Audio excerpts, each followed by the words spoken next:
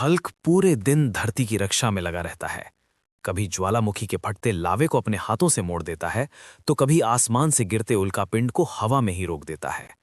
शहर वाले उसे धरती का ढाल कहते हैं। लेकिन एक रात शहर की सबसे ऊंची बिल्डिंग की छत पर अचानक काली बिजली गिरती है। बिजली के बीच से निकलता है शैडो मास्टर। उसकी आंखें धुएं की तरह काली और हाथ में एक डार्क प्रिज्म स्टाफ। वो हवा में स्टाफ घुमाता है और हल्क की परछाई जमीन से अलग होकर खड़ी हो जाती है। हाँ, हल्क की अपनी ही परछाई अब जिंदा है। उसका नाम है शैडो हल्क। उसका शरीर धुएं, अंधेरे और टूटते तारों की कालिक से बना है। वो रोशनी को निकल सकता है और ताकत को आधा कर सकता है। आते ही शैडो हल्क शहर की रोशनी बुझाने लगता है। पूरे शहर में अंधेरा फैल जाता है।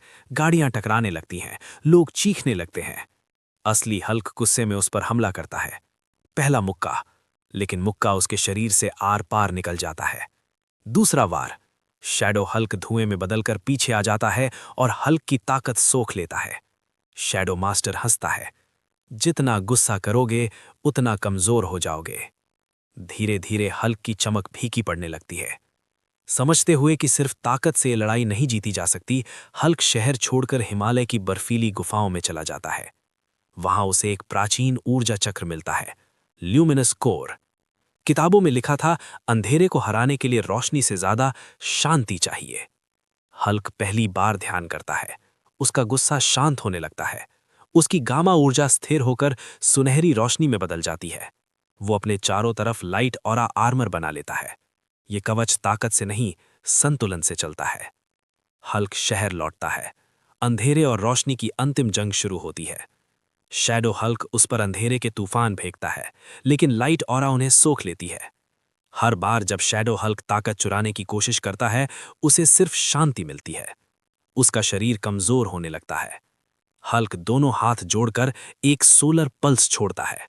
पूरे शहर में सूरज जैसा प्रकाश फैल जाता है।